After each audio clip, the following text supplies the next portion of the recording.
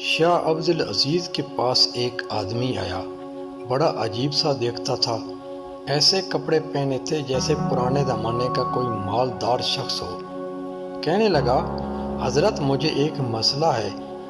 شاہ عبد العزیز نے پوچھا، کیا مسئلہ ہے؟ کہنے لگا، میں بہت مالدار تھا، بڑی عیش و عشرت میں زندگی گزر رہی تھی کہ ایک دن آقا نے مجھے نوکری سے نکال دیا، پیسے ختم ہو گئے، فقر کا وقت آ گیا، میں اپنے گھر چلا آیا۔ پیسے نہیں تھے تو گھر والوں نے عزت دینا چھوڑ دیا۔ میرے بچے مجھے ملامت کرنے لگے کہ گھر میں بیکار پڑے رہتے ہو، کوئی کام کیا کرو۔ میں گھر والوں پر بوجھ بن گیا۔ ایک دن غصے میں گھر سے نکلا، ایک گھوڑا تھا اور کچھ کپڑے لیے جانے لگا تو گھر والے رونے لگے کہ آپ کدھر جا رہے ہیں، لیکن میں نہ رکا اور سفر کرنے لگا۔ کافی سفر کرنے کے بعد ایک جگہ انتظار گاہ میں بیٹھ گیا۔ وہاں کچھ عورتیں بیٹھی ہوئی تھیں، کچھ عورتیں مسافر تھیں اور کچھ عورتیں جسم فروش تھیں، جو وہاں انتظار گاہ میں مسافروں کے لیے بیٹھی ہوتی تھی اور مسافروں کو اپنا جسم بیچتی تھی۔ کہتے ہیں میں وہیں پر پریشان بیٹھا تھا کہ ایک عورت آئی اور کہنے لگی کہ کیا چاہیے؟ میں نے کہا کہ میں مسافر ہوں، میرے پاس کچھ نہیں، اگر کھانے کو کچھ ہو تو دے دو۔ وہ میرا مقصد نہیں سمجھی۔ انہوں نے کھانے کو دیا تو کچھ عورتیں آ گئیں اور کہنے لگی، رات کے لیے کیا ارادہ ہے؟ میں نے کہا، میرے پاس آگے سفر کرنے کے بھی پیسے نہیں، جو کھانا دیا ہے اس کے بدلے مجھ سے کوئی مزدوری کروا لو۔ اتنے میں ایک عورت آئی اور مجھ سے بار بار پوچھنے لگی کہ آپ کیوں پریشان ہو؟ تو میں نے پورا واقعہ بتا دیا کہ گھر والوں نے گھر سے نکال دیا، میں کہیں مزدوری ڈھونڈنے کے لیے نکلا ہوں اور میرے پاس پیسے بھی نہیں۔ تو اس نے میرا ہاتھ پکڑا اور گھر کی طرف لے کر جانے لگی۔ میں نے کہا کہ میں آپ کے ساتھ نہیں جا سکتا، میں غریب بندہ ہوں۔ وہ مجھے زبردستی کھینچ کر گھر کے اندر لے گئی اور کہنے لگی کہ گھبراؤ نہیں، مجھے آپ کے حال پر ترس آ گیا، میں جسم مجبوری میں بیچتی ہوں۔ وہ مجھے کمرے میں لے گئی اور ایک تھیلی نکالی، اس میں 10 دینار تھے۔ وہ مجھے دیے اور کہنے لگی، یہ پیسے میں نے جسم بیچ کر نہیں کمائے، میں نے مزدوری کر کے کمائے ہیں۔ یہ پیسے میں نے اپنے کفن دفن کے لیے رکھے تھے کہ میں نے ساری عمر جسم فروشی کر کے پیسے کمائے ہیں، لیکن اپنا کفن حرام کے پیسے سے نہیں لوں گی، اس لیے میں نے مزدوری کر کے کمائے ہیں۔ یہ پیسے اب آپ لے لیں، اگر آپ کے پاس ہوئے تو دے دینا، اگر نہ ہوئے تو ساری زندگی گناہوں میں گزری ہے، اگر حرام کے پیسوں کے کفن میں دفن ہوئی تو کوئی بات نہیں۔ 10 دینار لے کر میں وہاں سے چل دیا کہ ایک جگہ ایک مالدار آدمی کو دیکھا، میں اس کے پاس گیا اور کہا کہ حضرت مسافر اور غریب آدمی ہوں، کوئی مزدوری چاہیے۔ وہ کہنے لگا، کون سا کام کر سکتے ہو؟ کہا، ہر کام کر سکتا ہوں، فقر و فاقہ اور پریشانیوں کو مارا ہوا ہوں، ایک عورت سے 10 دینار قرض لے کر آیا ہوں، جو بھی کام بولو گے کروں گا۔ انہوں نے مجھے اپنے ساتھ مزدوری پر رکھ لیا۔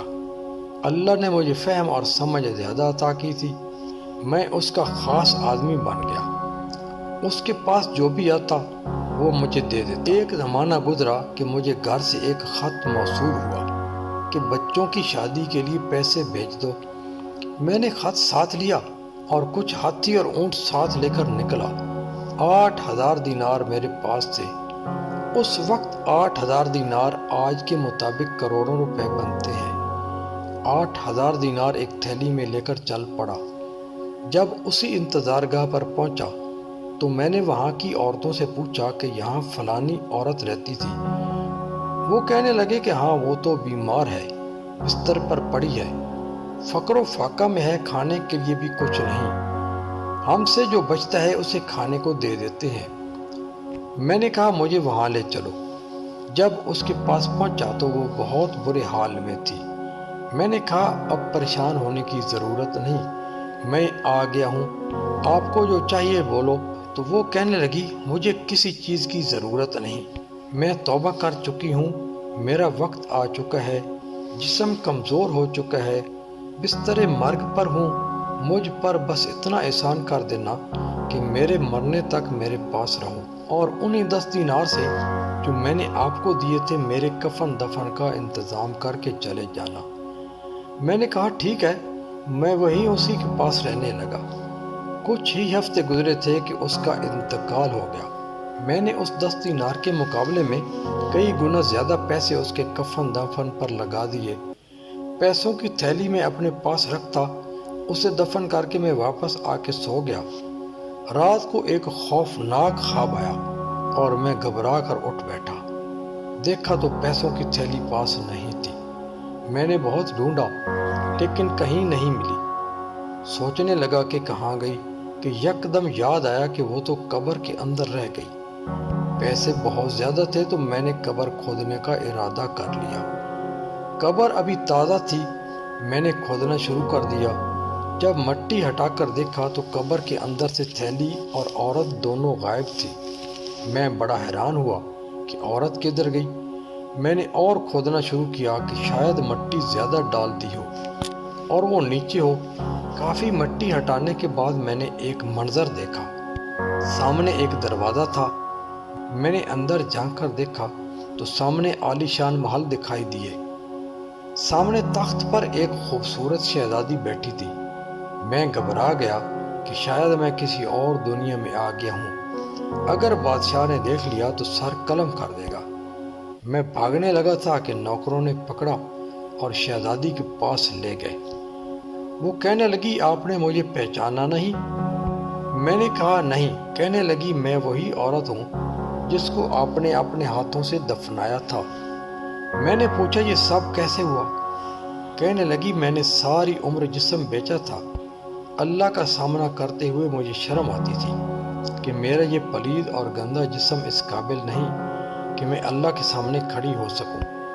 اللہ رب العزت نے فرمایا شرمانا نہیں، آپ نے میرے نام پر غیرت کی ہے، میرے مجبور بندے کی مدد کی ہے۔ آج 10 دینار کے بدلے میں نے آپ کو جنت عطا کر دی ہے۔ کہتے ہیں میں نے قبر میں 3 ساعت گزارے تو اس عورت نے کہا جلدی یہاں سے نکلو، اگر تھوڑی دیر اور رکے تو دنیا کا نظام بدلا ہوا ہوگا۔ میں قبر سے نکلا تو دنیا بدل چکی تھی۔ لوگوں کے کپڑے بدل چکے تھے۔ جو انتظار گاہ تھی وہاں پر عالی شان عمارت کھڑی تھی۔ سب کچھ بدلا ہوا تھا۔ تھیلا میرے ہاتھ میں تھا۔ میں حیران و پریشان کھڑا تھا۔ وہیں پر ایک بابا جی کھڑے تھے۔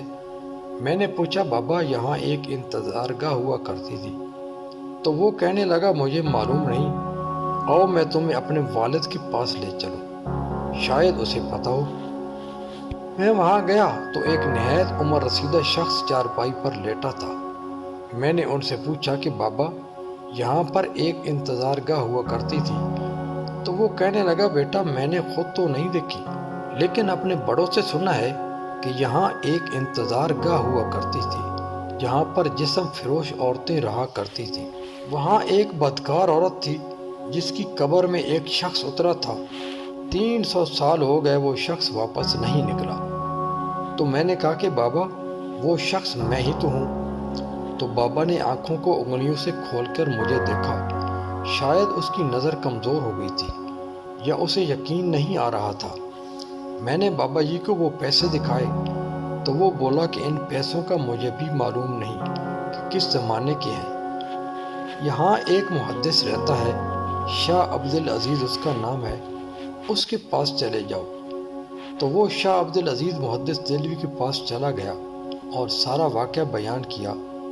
تو انہوں نے فرمایا کہ آپ کے زمانے کے لوگ یہاں نہیں ہیں، آپ مکہ مکرمہ چلے جائیں اور وہاں عبادت کرتے رہو۔ وہ شخص مکہ مکرمہ چلا گیا، وہاں بیت اللہ میں عبادت کرتا رہتا اور وہیں پر وفات پائی اور وہیں پر ایک قبرستان میں دفن کر دیا گیا۔